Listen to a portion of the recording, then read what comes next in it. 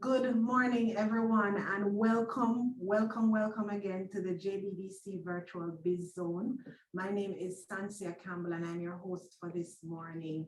We want to thank you so much for joining us for this, the second in our two-part series on research and innovation. Now, as you would have known, and I'm seeing a couple of names in the audience that would have been with us last week, so you would know that we focused on research last week, where we looked at using research to identify new markets. We talked about understanding your industry and sector, which is important when you are identifying new products and services. We also talked about knowing your customers, using demographic information, using digital marketing, the kind of data that allows you to connect with your audiences wherever they are. We also talked about understanding your good, the service or the product that you're providing, and creating demand, knowing your competition and how you stack up in the marketplace. And so, having explored that last week with our guests, this week we want to go into funding those new business and product ideas that we would have come up with. As you know, coming in, well, we are still in COVID, but coming into the post-COVID era, there will be lots of new needs, not lots of new products, not lots of new services that we can come up with as entrepreneurs to service those new needs and desires of the customer groups. And so we have with us this morning a very important gentleman from the Development Bank of Jamaica. He is Mr. Paul Chin, and he is the Investor Relationship Manager, and he's going to be sharing with us this morning the DBJ's offerings as it relates to grants as well as loans, and he's going to be expounding on all of those solutions that the DBJ has for our entrepreneurs. I want you to tune in, get your questions ready, drop them in the chat. And if you have a burning question, don't be afraid to stick up your virtual hand so that we can acknowledge you and get those questions in. As a reminder, we are recording the session and it will be available on our YouTube channel. So if you know anyone that wanted to be a part of this morning but is unable to do so because of varying reasons, the sessions are available on YouTube. And that one I mentioned earlier, using research to identify new market needs, that's available on YouTube as well. So you can start there and then come to this one. All right. So right now it's over to Mr. Chin, and he will take you through the presentation. Over to you, Mr. Chin. Thank you very much, Sancio. Good morning, guests. Thank you for joining. And I am hoping we'll have a very informative session. Sansia has really set the stage by indicating what part one of the series was. Part one was about research. Research is also important as it relates to funding. You have to know where to look and how to look to be able to find money for your business. It's not going to simply come and fall in your lap. You have to go out there and seek it. So I think part one of this series was very timely. And I'm hoping that the information that I am sharing with you today will also be important and will allow you to get the required money that you need to move your business from point A to point B. So I have a presentation this morning, which I'll be sharing. And as Sansia said, if you have a question in the middle of the presentation, please feel entirely free to stick your hand up, your virtual hand up, and I will take the questions. I would much rather you do it that way than wait at the end, so I don't have to speak for 45 minutes straight. So let's jump in.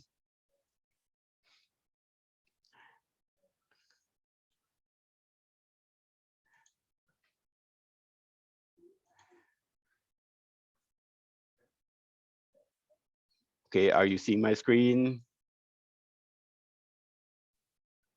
We're seeing the screen. All right, great. Thank you, Sansia. All right, I'm going to go off camera as well while I present. But if I'm feeling questions, I will come back on camera. Okay, so today we'll be looking at funding new business / product ideas. And I decided that I'm going to do the presentation. I'm going to touch on some basic information first, touching on types of funding as well as sources of funding, just very briefly, a couple of slides. And then I will touch on the offerings that the DBJ has for startups, micro, small, and in some cases, medium-sized businesses. So as Sansia mentioned, I am Paul Chin, and I'm currently the manager of the DBJ's Investor Relationships Unit. Now, this unit has responsibility for treating with MSMEs directly. We also treat with business organizations such as the JBDC, associations such as Jamaica Manufacturers and Exporters Association. We also have responsibility for the DBJ's direct lending program. So let's look at some types of funding. So funding tends to fall under three main categories. You have your grants, which is free money, I like to call it. There's no repayment of these funds. The catch, however, is that you are always required to perform in a certain manner. You have to have certain things in place to be able to access grants. Then you have your debt, borrowed money, what a commercial bank will lend you.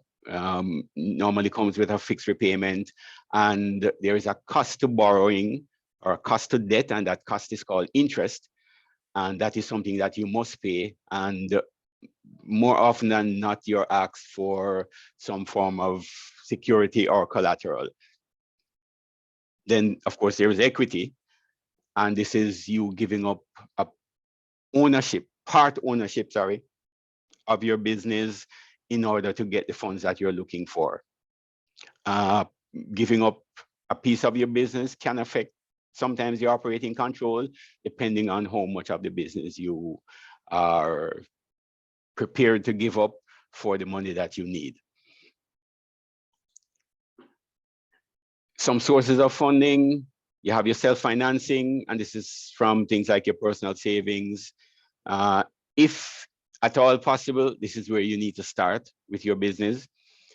It allows you to maintain control. And when you do get to the point where you are looking at inviting investors in, it's going to be critical to show that you have enough skin in the game, as it is sometimes called, or a sufficient stake, financial stake in the business operations. How we look at it as bankers, if you're not prepared to put your money into the business operations, why should we as the bank put money into the operations for you? And I've seen cases where persons have just walked away from their debt, and there is nothing that a bank can do. So that landscape has changed significantly over several years. Bootstrapping, this is a foreign word, I'll call it. In Jamaica, we say juggling, which is basically you using money from your sales to do your further development. So you sell a little this week or this month, you use some of that profit and you put it back in the business to restock, or to go back to market for the business to continue. Bullet 2 says it requires customer-centric development process so that you can build for early product sales. A mouthful, whole heap of words, but it basically means that you getting a product in the market or starting your business, you need to focus on your customers. Customer-centric, what is it that my customers need? How am I going to satisfy that gap in my customers' operations or my customers' lives? So that's where your focus is. And you would have done some of that in the previous session, which looked at research, identifying your customers. What is it that my customer needs? How am I going to satisfy those needs? And bootstrapping is, at the end of the day, highly desirable. It is tough, but it is something I think every business person should go through, because it it changes your mindset and it puts you in a position to say to yourself and to say to your clients, I am prepared to go the extra mile to get this business up and running. I'm prepared to do whatever it takes. We touched on loans. Invariably, those can be had through your commercial banks, your microfinance institutions. And I have known persons who have used credit cards to fund their business operations. This one is tricky though, so you have to be careful. Credit card interest is significantly high, and you can get burnt very badly if you're not careful in using credit cards to fund your loans. Sorry, to fund your business operations. We have business competitions, and this is where prize money is given for you to do something, or to demonstrate that you can do something. Prize money is usually very limited. Business competitions don't come around very often. So again, it feeds into your first session, which deals with research. You have to be able to find these business competitions. You have to be scoring the net. You have to be scoring certain websites to see when they're publishing stuff. And I will demonstrate that to you a little later on in the presentation with some of what DBJ has to offer. Some of it is dependent on chance. And of course, you get prize money, there is no repayment for those funds. Friends and family. And in some of the literature, you will see a bracket and you will see fools in bracket, because sometimes it is thought that for people to lend you money to get into a business, some persons would have taken leave of their senses. Of course, that is a joke, and we look at it as such. But friends and family are an important avenue for raising money for your business idea. I would say to you, however, exercise caution, because borrowing money from family and friends can ruin relationships. I've seen it, I've heard of it, and it is never a good thing.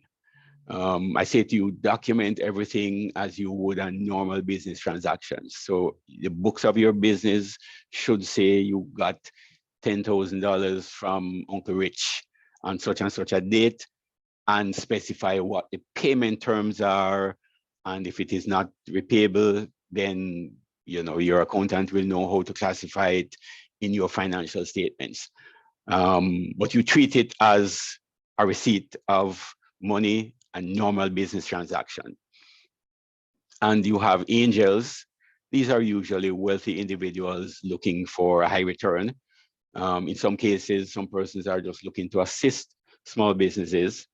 And these angels can be passive or active. Passive meaning they give you the money, they provide support to you, but they sit behind you, basically. Active meaning they're in there with you, they're prepared to give you access to their expertise and their networks to be able for you to thrive. And again, you have to research to find the angel networks. There are 2 angel networks operating in Jamaica. By the end of the presentation, I'll give you the 2. One is First Angels, and I'll find the other one for you by the end of the presentation. And there is VC, venture capital. Venture capital usually goes after larger businesses. They usually invest in specific business categories. And of course, you need to give up a portion of your business. And that portion will be dependent on how much money you're looking to raise, because in exchange for that risk, venture capitalists will seek a very high return within a fixed time frame. So if they come into your business and they say, okay, I'm prepared to invest $1 million US for argument's sake, and I'm just picking numbers, they may have a time horizon of say 5 years. In 5 years, I want to get back this $1 million US plus another $1.5 million on it. And they may want you to go take the company public through an IPO, initial public offering. So they can take their funds and disappear. They are not really interested in getting into your business to the point of taking it over. They have money to invest, and this is what they're there to do, to invest and to make a high return. And venture capital is most valuable when there is rapid growth and exit is practical. So having touched on some of those basic things, I will pause and ask if there are any questions before I move into the DBJ specific products, how DBJ operates, and what it is that we have to offer to the market. Okay, all right, no questions as yet. Sorry, Yes. Go ahead. I wanted to ask a question. Sure. I'm sorry, I'm not able to come on screen at the moment. I wanted you to go a little bit more into the angel investor situation. Is it something that is very popular in Jamaica, and how do entrepreneurs really tap into these angel investors wherever they are available? Okay, sure. Thank you, Sansia. So angel networks have developed in Jamaica and operational over the last, I would say, 5 years. The one angel network that I am more familiar with is First Angels, and they operate out of Kingston. The other angel network, I think, operates out of the West. I can't remember if it is Montego Bay. But as it relates to First Angels, they have a website. You can go on the website, you can find information, you can pitch to them. They oftentimes hold workshops on pitching, they hold workshops on getting you registered to be able to access the funds that they have. Funds are not usually, well, small or large is relative, so let me not put it that way. But they have funds that they will invest in your business. They will provide you with expertise. The persons who are involved in angel networks are very experienced business people, and they have excellent networks that they will allow you to tap into as you seek to grow your business. I will find information for the angels, and I will put it in the chat at the end of the day. But angel networks are becoming more popular and more common in Jamaica. So it is something that you will see developing in the landscape as you go along and as the Jamaican financial market matures. Right, I see Kevin has his hand up. Hands up. So I'm gonna unmute Kevin Dean for him to go ahead. And then after that, we'll take the question from Nzinga Allen. So go ahead, Kevin. Okay, good morning, everyone. Good morning, Mr. Chin. Morning, Kevin. How you do? Not bad, thank you. Good, good. All right, my question is venture capital as against equity financing. Basically, what's the difference between the two, and which one, I guess, offers more risk associated with the funding? Okay, so venture capital versus equity, the terms are usually used interchangeably. Venture capital is, I guess, the more structured way of describing what it is that an investor looks to put into your business. But it falls under the very broad category of equity because it comes into your business and you have to provide part ownership of the business operations to be able to get venture capital. Venture capital usually goes after high-performing businesses, and they usually expect high return, and they expect an exit within a particular time frame, be it 3 years, 5 years, 7 years, depending on the amount, depending on the type of business, and so on. So the two words are actually used interchangeably. So when you hear equity, sometimes it's best if you ask, what form is this equity going to take? Because equity is more like an umbrella word for venture capital. Hope that helps, Kevin. All right. And we see Nzinga. Yes, Nzinga. I'm going to unmute Nzinga, and she can go ahead.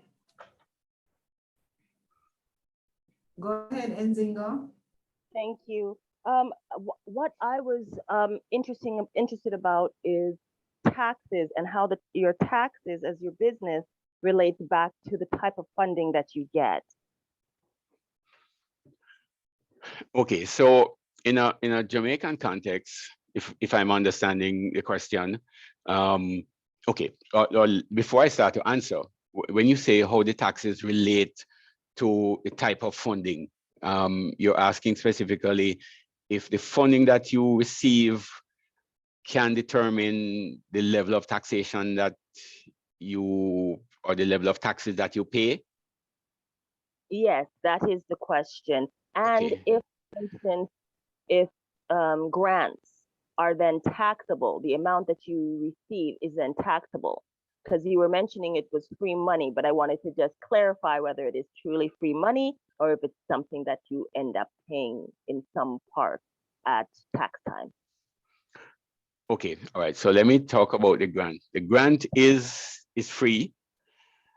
What you would end up paying for is, or paying taxes on, is the service that the grant will cover. So in the case of DBJ taxes, sorry, DBJ grants, so our grants range from 50,000 up to 300,000.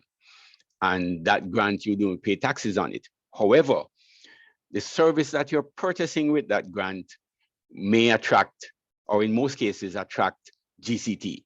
So if you're paying for training, the cost of the training could be $50,000 plus GCT.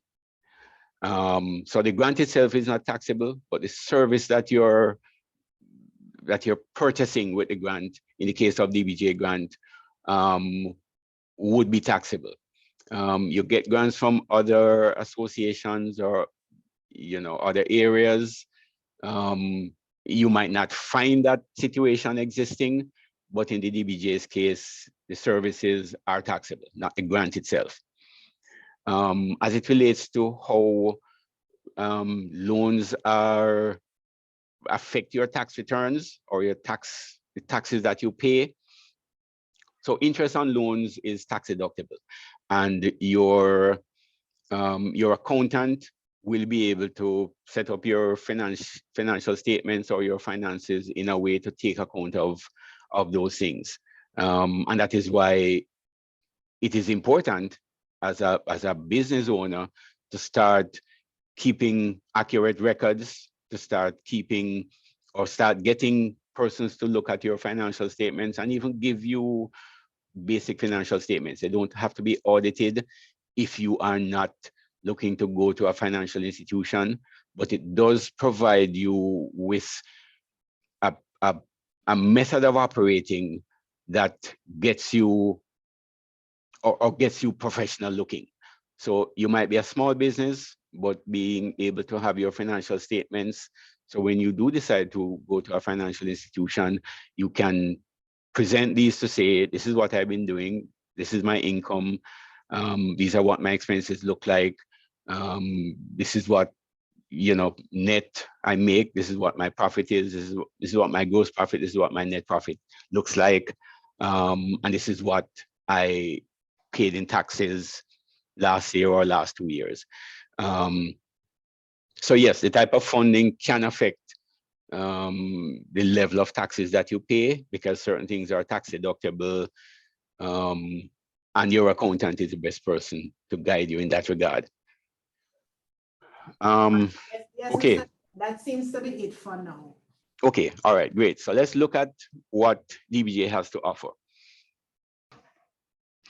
So persons will hear about the DBJ and wonder, how does the DBJ operate? DBJ is one branch, 11A to 15 Oxford Road,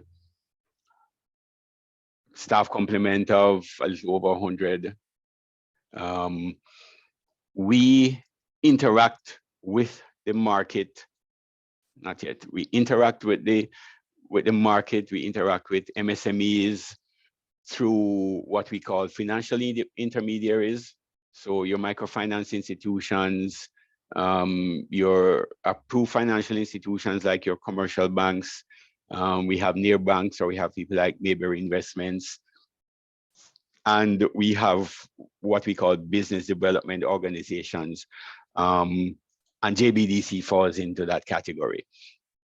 So our services are pushed through intermediaries, which will interact with persons on the ground, MSMEs, businesses generally, to access our services. So it's DBJ through financial and business development intermediaries down to businesses and entrepreneurs.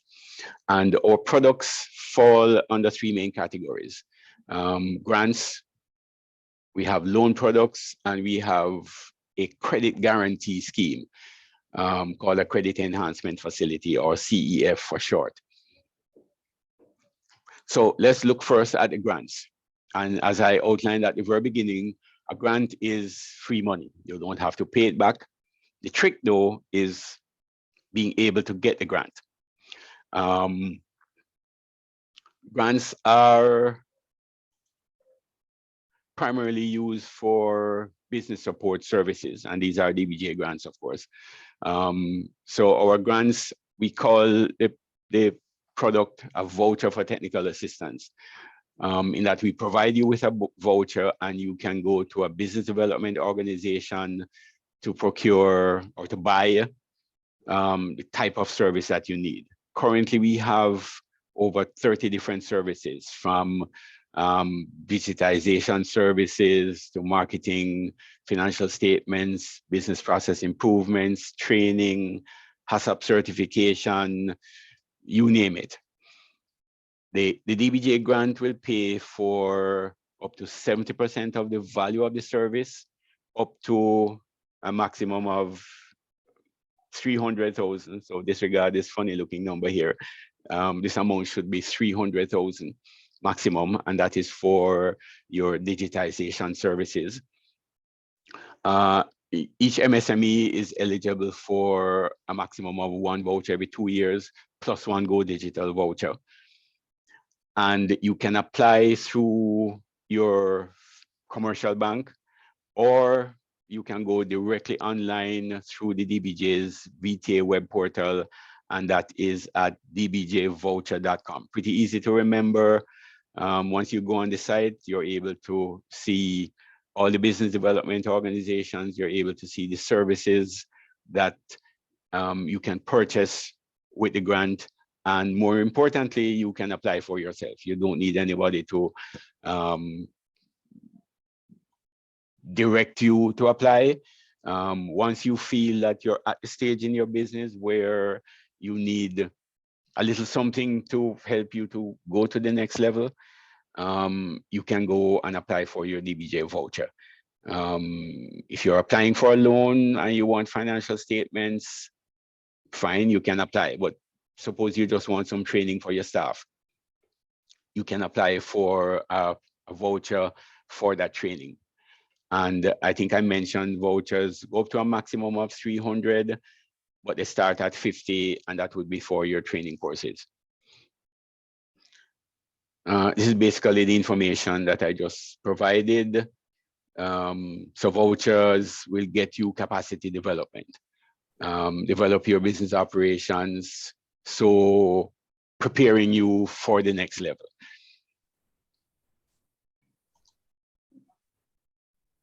And these are some of the numbers I gave you earlier.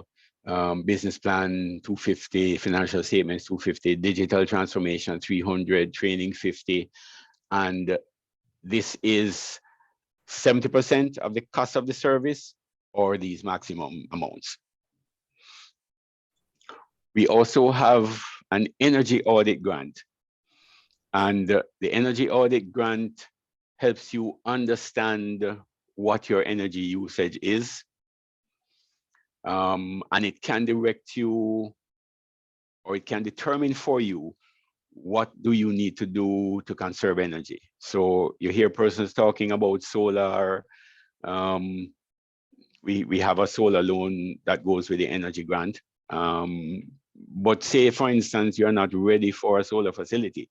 The energy auditor may be able to say to you, if you do these things, you would be able to save X% on your electricity bill.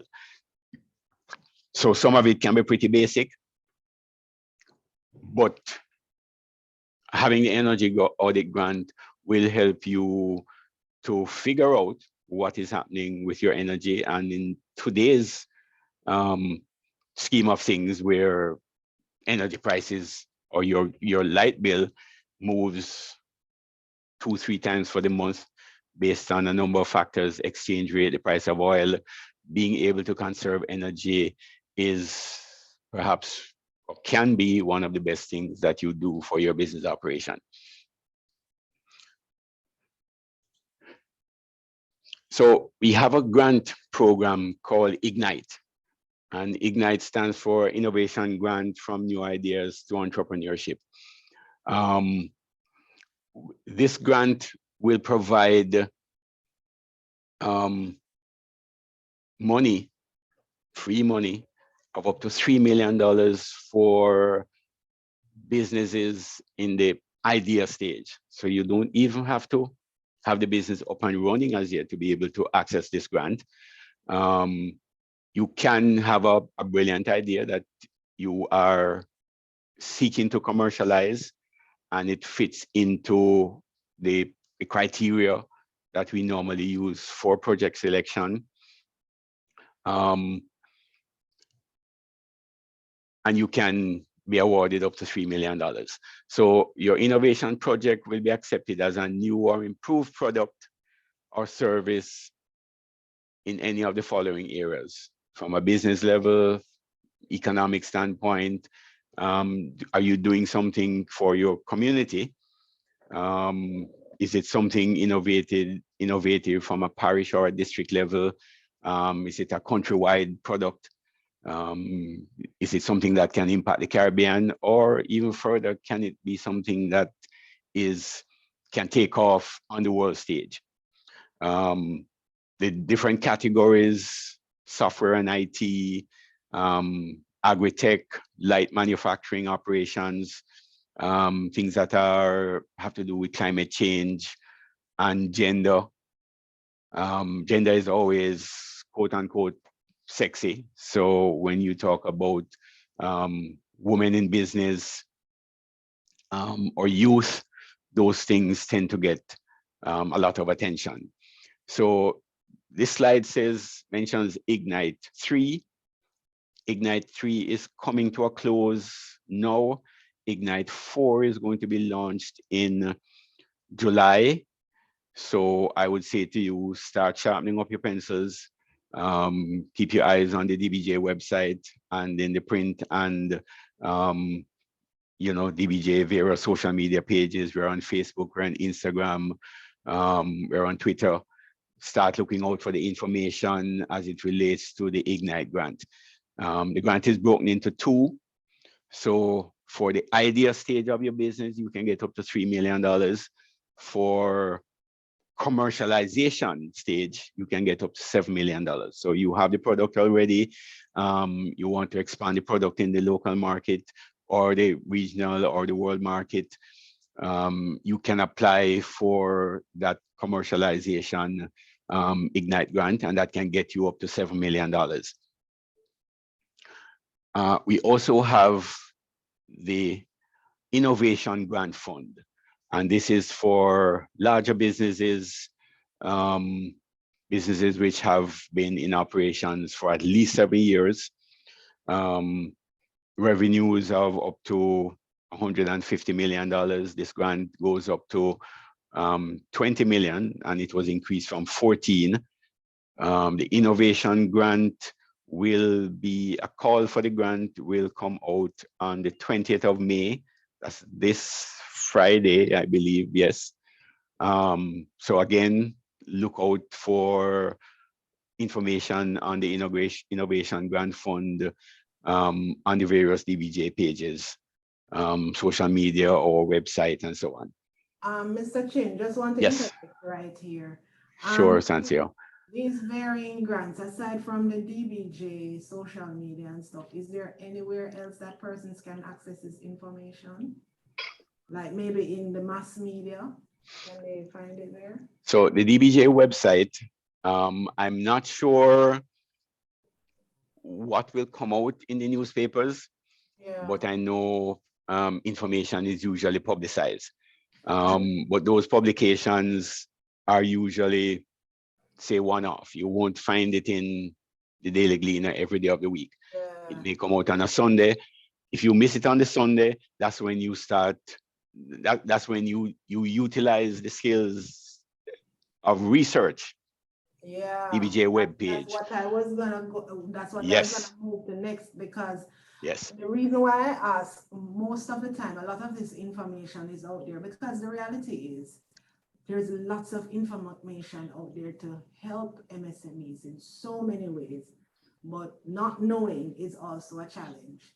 And this is where research comes in. You're going to, if you want those funds, you're going to have to go on Google and start saying grants in Jamaica to yes. find out where these are and stuff, because there are indeed lots of grants available. I wanted to touch on a question before you move forward. Somebody had written in the chat, Mr. Chin, what is a Go Digital voucher? Okay, sure, sure. Go back a little bit just to tell them about that. So a little bit of the history. In March of last year, the Minister of Finance announced a $3 billion package for grants and low-cost funding. Because of the onset of COVID-19, we all knew that, or we all know that businesses had to pivot on how they reach clients. So you saw a lot of things moving from in stores to on the World Wide Web, being sold through Instagram, being sold through different virtual media. The Go Digital grant was designed to assist businesses to take their business into the digital space. And Go Digital is simply the name that we came up with. It is a grant for digital transformation. So how do you move your business from brick and mortar, because persons are not coming to you, they need to find you. They can't come because they have to be in mask. No more than, I don't know, half a dozen people can be in your store at any one time. Or persons are just too scared to come out. You know, as we say in Jamaica, I mean, I'll go down there, right? But you need to find these businesses. Digital transformation, or the Go Digital grant, was designed to provide you with software access. So it gave you things like setting up your website. How do you manage your social media page? Stuff like that. So Go Digital is our generic name for it, but it falls under the category of digital transformation. And although the program ended on the 31st of March, we still carry the Go Digital grant, because digitization of your business operations is still important. The only change with the grant is that it moved from 100% to you now having to find 30% of the service up to a maximum of $300,000. So that's what Go Digital is. And when you go to the dbjvoucher.com site, you will see specific business development organizations which are labeled as Go Digital BDOs. So these guys specialize on digital transformation and providing you with digitization tools. Okay, so remember our Ignite grant comes out in July. So start queuing your search for for Ignite grant. And then there's the bigger Innovation Grant Fund, which comes out on or is launched on the 20th of May, which is Friday of this week. So start looking to see what is out there. DBJ, places like DBJ, and JBDC should be in your favorites in your browser. So you simply go and click to see what these institutions have on a weekly, monthly, annual basis that can help your business operations, all part of the research. So let us look at our loans. So generally, DBJ will finance 90% of your project cost. And for very large projects, we go up to 70%. We do maximum loans of up to 100 million. No, this maximum is not cast in stone. We have done higher, but on a case-by-case basis. Our interest rates are very competitive. We are able to pretty much be in line with what commercial banks can offer. They're able to beat us.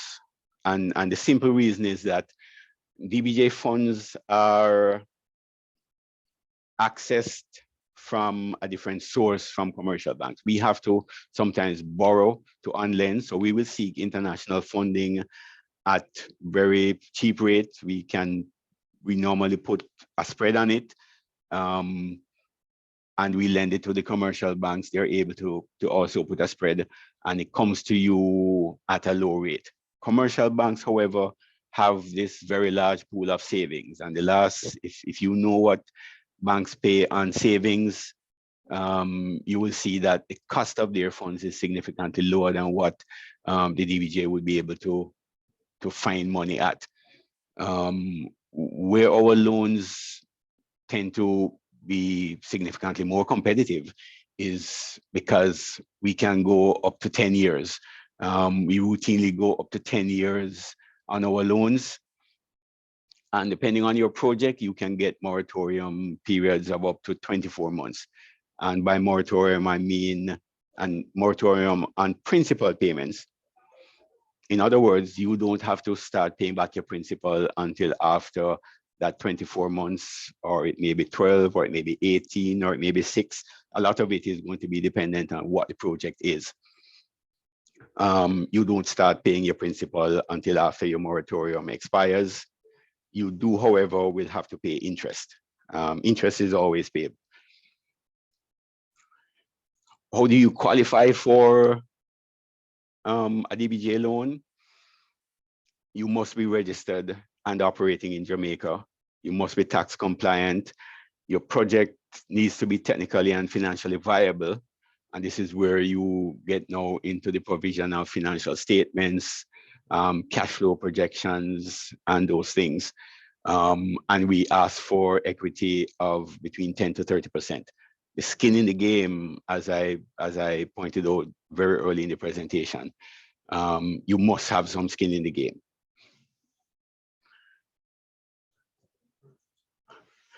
Our general loan features, so we touch on a number of strategic sectors: agriculture, agro-processing, energy, manufacturing, mining and quarrying, retail distribution, services, tourism. You don't see creative sector here, but we also do loans in the creative sectors. And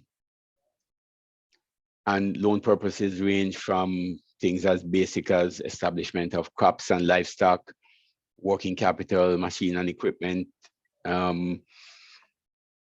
tourism attractions and wellness. And we also lend to assist with the purchase of property if it is for your business operations. On the agricultural side, again, 90% financing of project cost up to a maximum of 10 million. And these are for small is relative. So maybe some of your small agricultural projects, interest rate 9.5, 10 years, and again, up to 24 months in the case of your moratorium on principal payments. Or MSME loans, 90% again, maximum loan of up to 30 million. Interest rates will range from 8.5, this 10, my bad. We have been under 10 for quite a while now. We're looking at roughly 9.5 maximum, maximum tenure of up to 10 years and up to 12 months moratorium on principal payments.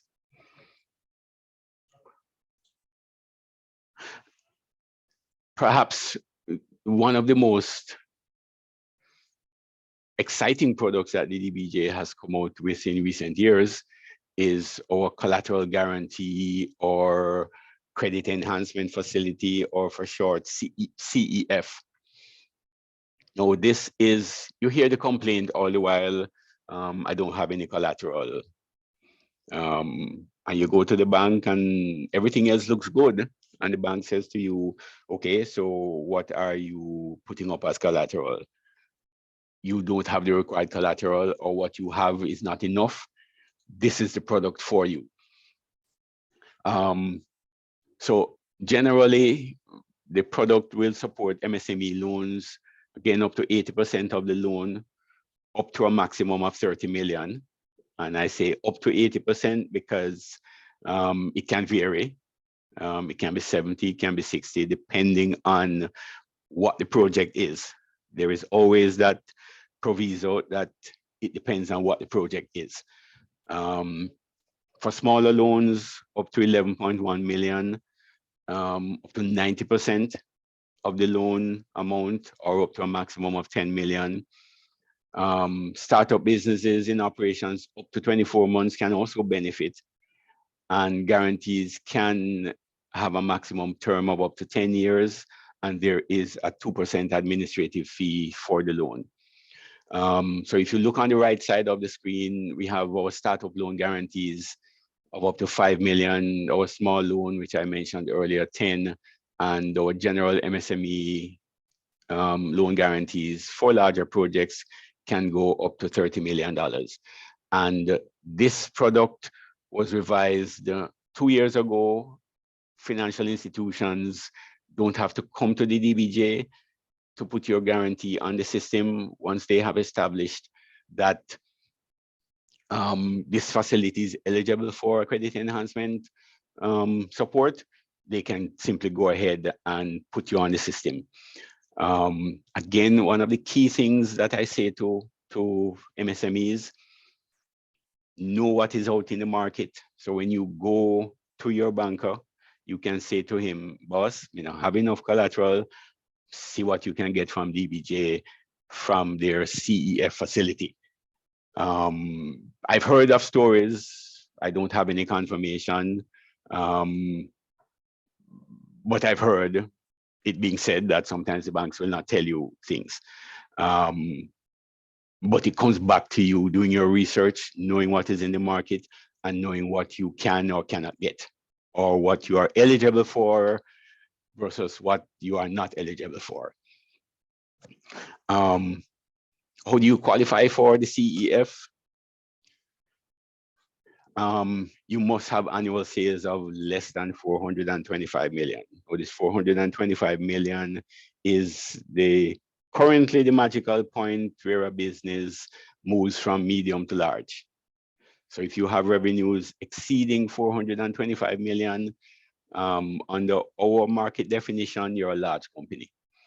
So anything below 425 qualifies you for CEF support. You must be tax compliant. The usual financial and technical viability and feasibility. Business at least 12 months in operation, can access 5 million. I mentioned that on the previous slide. And of course, good credit history is a must. And the CEF will not support the refinancing of existing loans.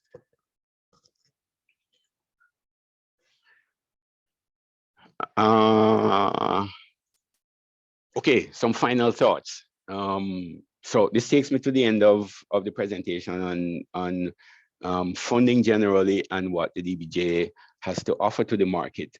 But as usual, I want to leave you with some final thoughts. Is a capital infusion necessary at this point in time? Or can the product be bootstrapped? or as we say, or as I like to say, can you juggle and make it happen?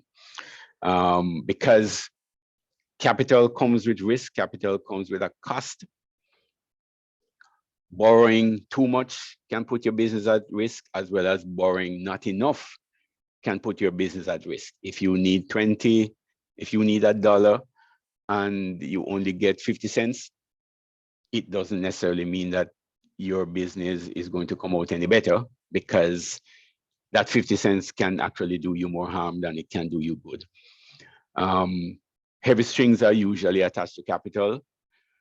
And I'm not trying to scare you, I'm just being realistic and tell you what is out there. Caution, it could take double the time and double the cost initially estimated in order to launch your business. So be realistic. So you may want to launch in 30 days, but realistically, you're looking at 60. So be prepared for those nuances. And it could take even longer to break even. So I've seen break even periods of in excess of 3 years. Again, it's going to be dependent on the type of your business that you're in, sorry, as well as the level of borrowing that you may have taken on. It could take a while for you to break even. Ask for more dollars if there's a chance you may need it. So takes me back to, if you need $1, ask for $1. Don't ask for 50 cents. Or if you need $1, ask for $1.20. With the expectation that you can get the dollar. But don't ask for 50 cents if what you really need is $1. And that ends my presentation. You contact the DBJ via email at mail@dbankjm.com. We have a number of telephone lines. We have a dedicated WhatsApp line. This WhatsApp line is for text messages only. Send your query to the WhatsApp line, and we normally try and get back to you within 24 hours. Sometimes the line is extremely busy, and that 24 sometimes turns into 36, but we do get back to you via WhatsApp, and a relationship executive will reach out to you via phone, and you can have a chat to determine what it is that you need and how we can help. We have different websites. We have dbankjm.com, that is the main DBJ site. We have a site dedicated to CEF, dbjcef.com. I mentioned dbjvoucher.com. And then we have a site called Think Biggie. This is where you will find information on Ignite as well as the Innovation Grant Fund. But all of these sites are linked to DBJ's main website, dbankjm.com. Let me say thank you for listening to me. Thanks to the JBDC for inviting me, and I now throw the floor open for any burning questions that you might have. It doesn't have to be related to the presentation I just made. If you think that something related to, I don't know, finances generally, if you think I can help, please feel entirely free to shoot the question at me. Okay, Mr. Chin, thank you so much. Don't put down your presentation yet. Okay. Because I have a question. The previous slide, capital infusion. Can you go back to the previous slide, please? So you said, is capital infusion necessary? Heavy strings may be attached to capital. What we're talking about when we talk about capital? Okay, so capital in its broader sense speaks to something of value that you're looking to put in the business. It can be cash. It doesn't necessarily have to be money. It doesn't necessarily have to be money. Okay, okay. So if you are, so somebody may want to come in and they may want to improve the assets of your business operations. They may offer you, I don't know, equipment. There are usually strings attached. And you need to know what it is that you're getting into. For the most part, it tends to mean money, but there are instances where it might not be money. So you have to be careful. You have to know what is out in the market, and exactly what it will do for your business operations. Something, you seldomly get something for nothing. Yeah, yeah. What are those True. strings that are attached? That's Where, so right, where do you start paying back? And how Yeah. do you pay back? If you're not careful, and this is something, again, it comes back to your research, contracts. Right.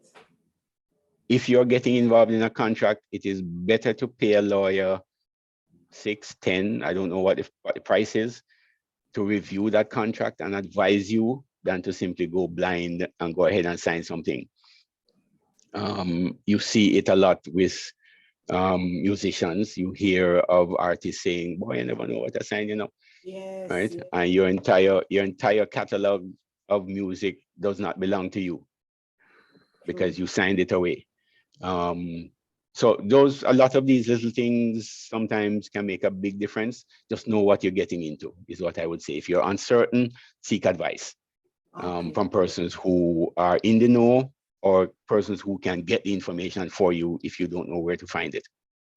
And as Mr. Chin touched on asking a lawyer, I just want persons to know that about 3 weeks ago, we had a lawyer on the JBDC virtual biz zone who addressed contracts, talking about, ensuring that you have someone look over your contracts before you sign it. So you can always visit youtube.com and click on JBDC Jamaica or search for JBDC Jamaica, and you will be able to access that presentation. There are 3 hands up, and I want to get all of those questions. I want to start with Anna K. Low Stoltz. So Anna K, we're going to unmute your mic and you go ahead with your question. Go ahead. Hi. Hi, Anna K. Hi. I just have a quick question because I'm thinking I'm not fully understanding the Ignite grant and the categories allowed. So my business is health. I'm a physiotherapist with a unique specialty in my area, as in probably the only one in Manchester. Oh, nice. Along with the fact that I'm trying to really establish like a wellness and like a women's health center in a sense, right? So I noticed the categories are listed as different things in terms of agriculture, etc., but I'm not seeing health. So does that mean that I won't be able to access it? No. Doesn't mean that. So usually if we have to list every single category, it takes up a lot of space. What I would say to you is when you go on the site, when the Ignite grant gets launched in July, you'll be able to go on the DBJ site or on the Ignite site, and you will see the various categories. It comes down to what is innovative. So yes, there are categories, but if you have a very innovative idea in a category that is not listed, it will be looked at. Okay. And sorry, I'm not sure if it's linked because I'm seeing something online. It's Dream Big Jamaica. It's powered by DBJ, but I'm not sure if it's legit or what. And if it's connected. So over the last, I would say 9 months to a year, we have upped our social media presence significantly. So yes, that Dream Big and I Want to Dream ad is a DBJ DBJ promotion, and you can send to our WhatsApp line, and a relationship executive will contact you to discuss further what your needs are. Okay. And I can just go ahead and apply to the both of them and dream big and hope for something can come out of it. Of course. Absolutely. Dream big, Anna K. Yes. All right. Thank you for your question. Moving. Thank you, Anna K. To Jervian Johnson. Jervian, we're going to unmute you.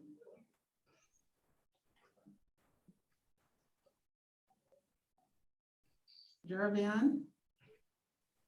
Yes, Okay. sorry about that. Good morning, everyone. Thank you Hi, for your Jervian.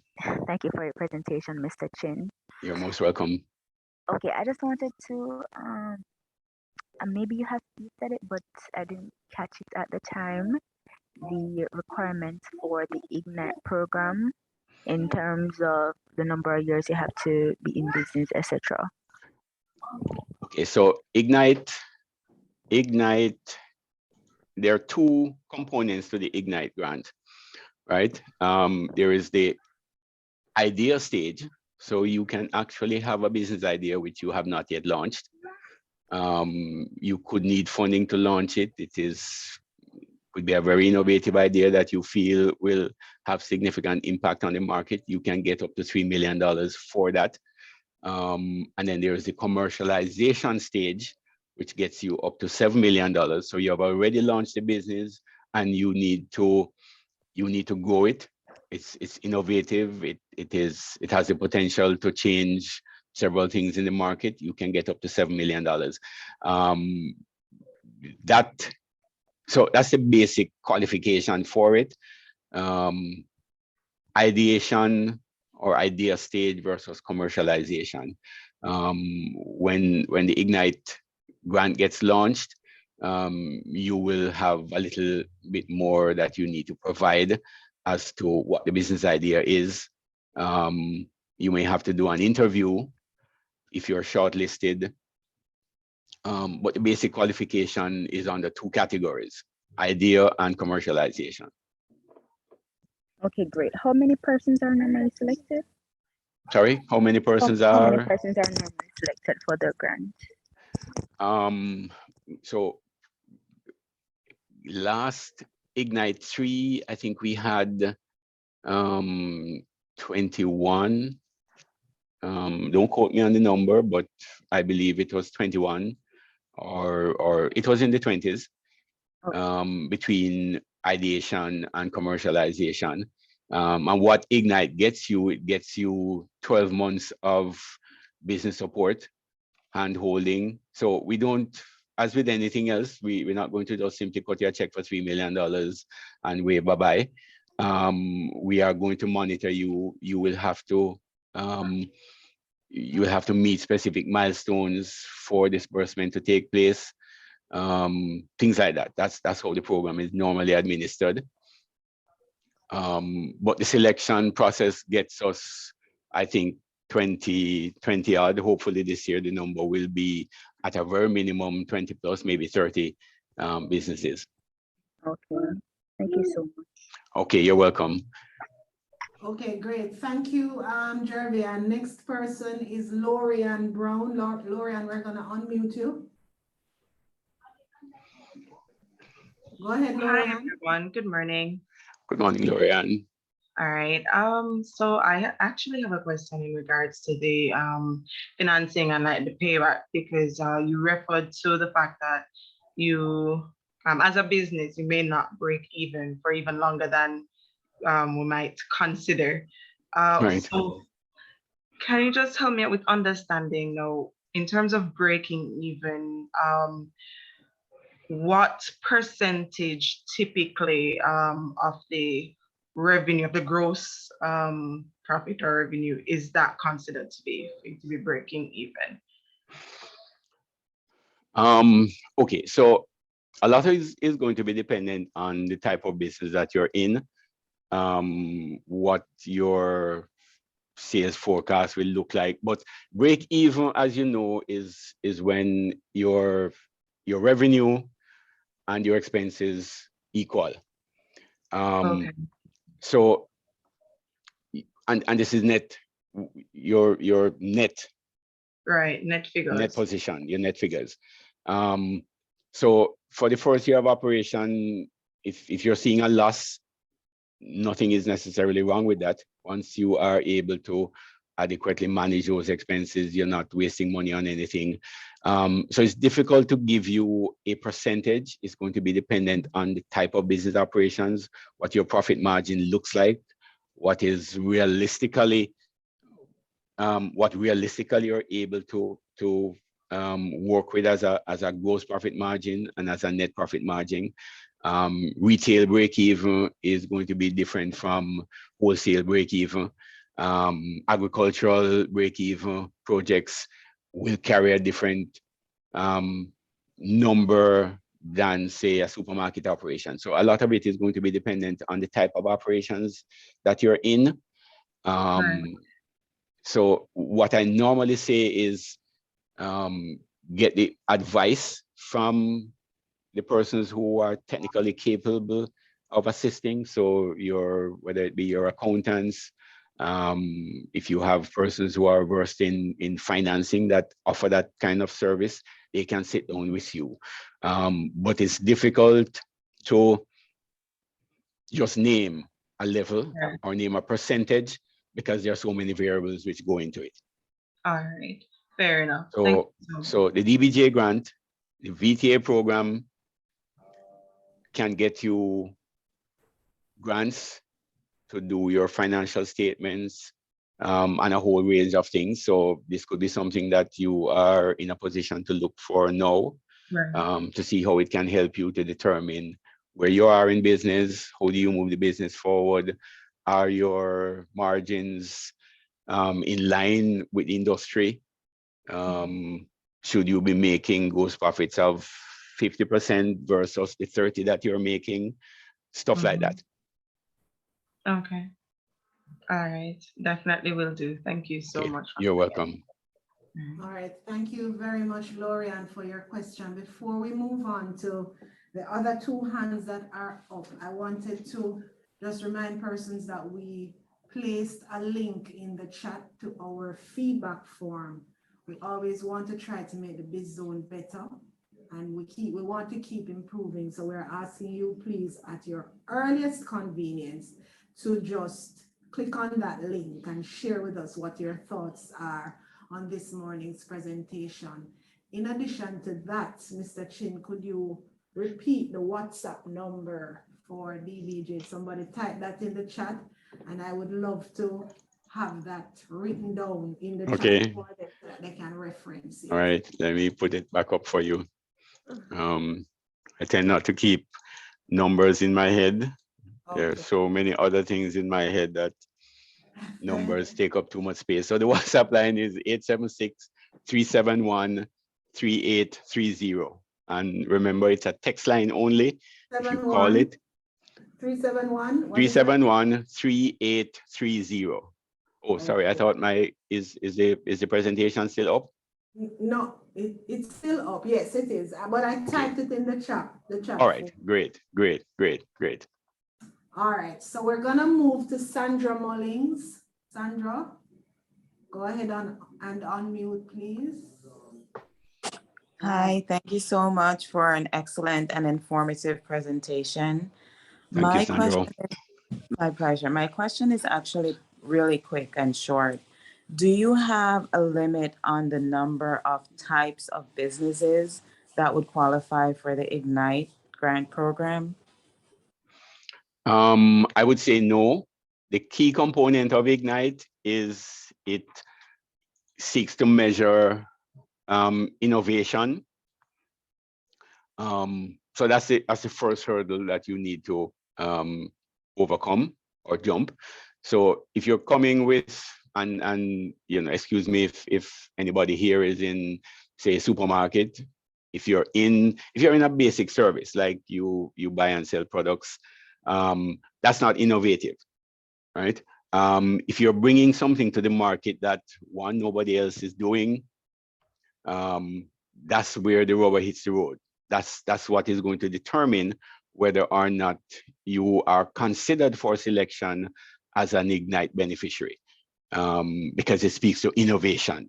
How do we get companies in the market to start thinking outside of the box? How do you have an innovative way of getting your products to market? Do you have an innovative manufacturing technique for, I don't know, castor oil, for argument's sake? I'm just picking on stuff. But the first hurdle is innovation. Is it something that 1,000 businesses are already doing? that doesn't get you into Ignite. So the hurdle is innovation, not necessarily the type of business that you're in. So you can go to thinkbige.com, and you will see on the site will give you information. The call for Ignite 4 is not yet out, but you can get a sense of how Ignite works and what Ignite has to offer. But it comes down to innovation. Okay, great. Thank you, Sandra, and thank you, Mr. Chin. Moving to Fatima Alamin. Fatima, we're gonna unmute you.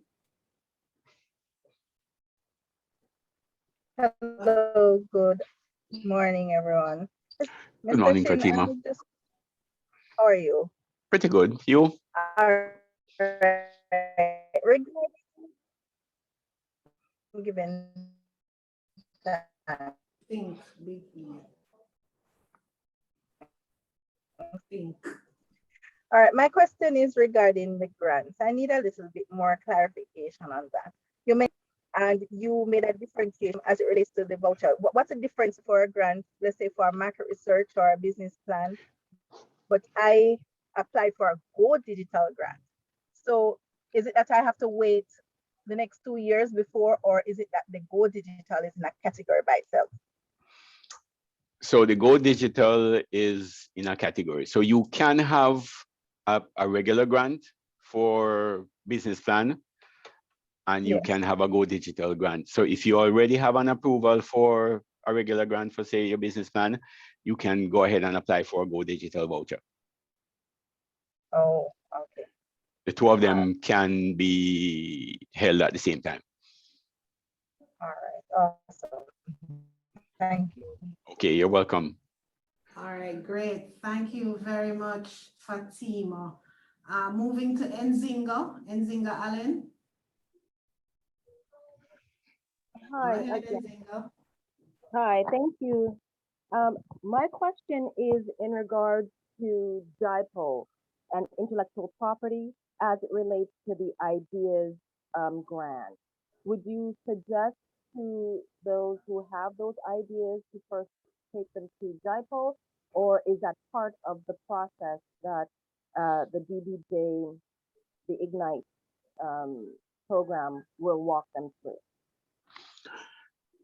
Okay, so as it relates to any business idea that you consider novel, with or without Ignite grant, I would say to you, go and get your intellectual property protected. Nothing to do with Ignite. The Ignite program will, I think that is a part of the requirement for the ideation stage. I think you would be required to. I don't know all the different pieces for Ignite for the ideation stage. I believe that is one of them. But even outside of Ignite, once you have a business idea that you feel you need to protect, it's one of the things that we tell MSMEs, go and get your business idea registered. And I'm sure JBDC has put that out there very often as well. It is an important part of your business operations to protect your intellectual property. Absolutely. Enough said on that part. All right, so Shadell Hill Lawrence, we're gonna unmute your mic and you go ahead. Hi, good morning. Thank you so much. Morning, Shadell. How are you doing? Pretty good. I'm happy to hear that. All right. I think you mentioned earlier that there are some grants or there are some categories for which you'd be eligible if you're already a registered company. Is there a differentiation? Are there some for which you're welcoming ideas? You're at that initial, phase. You haven't started the business yet, as opposed to those for which you provide support for technical assistance going further in a business, if you get what I'm saying. So Okay. are there different grant categories? So for Ignite, Ignite is the only one that will look at your business idea and help you to commercialize it. The other grants are for businesses that are already up and running, and these grants provide technical assistance to you. So the VTA, the standard VTA voucher for technical assistance, you have to be up and running to be able to apply for a grant for whether it be training, whether it be marketing plan, financial statements, business plan. The Ignite grant, that's the one that will give you that window to commercialize an idea that you may have. Does that answer the query? Message us in the chat and let us know, Shadell, if that answers your question. All right, so we're moving to Leith Forrester James. Leith, we're gonna unmute your mic and you go ahead.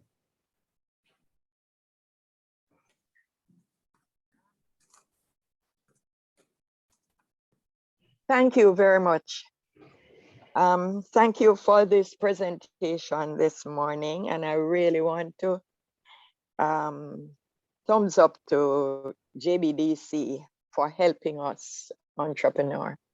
I'm in a product where it's a whole lot around the world and what have you, but it is still desired that we produce Jamaican sauces and what have you.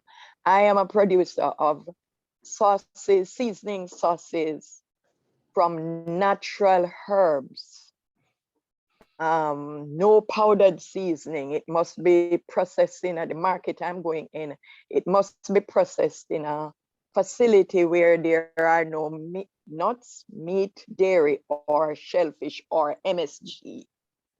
I have gained that interest over a couple of years, and I want to take my product now out of my kitchen to a larger production site. Does Ignite, would Ignite facilitate me in helping to broaden this idea I have? So I would say apply. There is a category where you would fit, and that is for the commercialization component. You can only apply. I can't say whether or not Ignite will accept you, because there is a selection process that I am not involved in. So they have the criteria set. The judging is done by an independent panel. But you would fit under the commercialization grant. So apply. When it comes out, apply. As we always say, if you don't ask, you don't get. Is there any other process, grant process that I could apply to apart from waiting on Ignite? Because I have a market that is demanding me by now in June, and I really want to get formalized. So the other grants that we have are grants for technical assistance. So business plans, digitization. Sounds like you need, in the absence of a large grant, it sounds like you need to be looking at either borrowing or perhaps angel to see if you can get. Sounds like you need a lot more than what a grant for technical assistance will get you. So you could be looking at either borrowing money or looking to see if there is an angel network that can assist you. Okay, thanks. You're welcome. Thank you very much. You're welcome. You're welcome. All right. Thank you so much, Leith, and thank you as well, Mr. Chin. This has been indeed a very informative presentation. I've learned so much. I have 2 final questions in the chat, and then we're gonna wrap up from there. Anika is asking, how does one secure their business idea? And Fatima wants to know if there is a deadline to apply for the grants. Okay, so first off, as it relates to securing your business idea, you need to be talking to JIPRO. If you have a business idea that you is unique and you want to make sure that nobody steals it, you need to register it with JIPO. JIPO is online. They have their physical office. You need to be checking them out to see what that requirement looks like. What was the other question again? The deadline for the application of grant. Okay. So as I mentioned, the Innovation Grant Fund, that's the big grant, that's the $20 million grant. That one that comes out via call, and that call is coming out on the 20th of May. Calls are usually open for sometimes 4-6 weeks. As it relates to the Ignite grant, which Ignite 4 is going to be launched in July. It's a similar process. The call is usually open for a limited period, anywhere 4 to 6 weeks, it will be opened. As it relates to the other grant facilities, there is no deadline. You can simply go on when you think you need a voucher. You go on and you apply. And as I mentioned, also, you're eligible for one regular voucher and then a Go Digital voucher. And you're eligible once every 2 years. But you can have both vouchers running at the same time. So if you go on right after this presentation, you can apply for a regular voucher, and you can also apply for a Go Digital voucher. Great, thank you so much, Mr. Chin, and thank you everyone for joining us this morning. It has indeed been a very informative presentation. Just a couple of reminders. Remember that we have recorded the session and it will be available on the JBDC YouTube channel, youtube.com/JBDC Jamaica. In addition to that, the previous presentation on research, you may want to start there. So that presentation is already available. You can go in and take a look at that one. While you're there, hit the subscribe button and follow us so that every time we upload, you are able to access the presentations. Also, I've typed into the chat for the last person I think that asked about protecting business ideas. The website address for JIPO, that's www.jipo.gov.jn. Any final thoughts from you, Mr. Chin, as we close off? Thank you, Sansia. So you opened by indicating the value of research. Research spans all aspects of your business, from knowing who your customers are, to finding funding for your business, to find out what is the latest happening in your industry. So research is critical, and I implore you to always have your research cap on, always have that research mindset, because that's the only way that you're going to succeed, is by knowing what is happening out there, knowing where to find stuff, and that allows you to plan. And the age-old saying, if you fail to plan, then you plan to fail. So I would leave you with those words, Sansia. All right, thank you so much. Just a reminder again, asking persons to just complete our feedback form for us. We're always in the business of improving the sessions, making it better for you. In fact, I will let you know that these sessions, the research and innovation sessions, are coming directly from feedback that we got from these feedback forms. So please go ahead, drop your thoughts on there so that we can look at possibly incorporating something that you may have suggested in a future presentation. We also want to ask you to follow us on social media. We are on every possible social media platform that you can think of. We're on Facebook, JBDC Jamaica, on Twitter, JBDC Jamaica, and on Instagram, JBDC Jamaica. We're also on LinkedIn as the Jamaica Business Development Corporation. Our offices remain open wherever you are across the island. We have an office in close proximity, and we can put you in contact with a business development officer. Just give us a call, 876-928-5161, and it goes up to 5. You can also visit our website, www.jbdc.net. Thank you so much again, everyone, for joining us. Thank you again, Mr. Chin. Of course, you know, we will be in contact again because we'll always want information from BBJ to share. So thank you, everyone, for joining us, and have a fantastic rest of the day. All right, bye all. Have a good day and keep on plugging away. All right, thank you.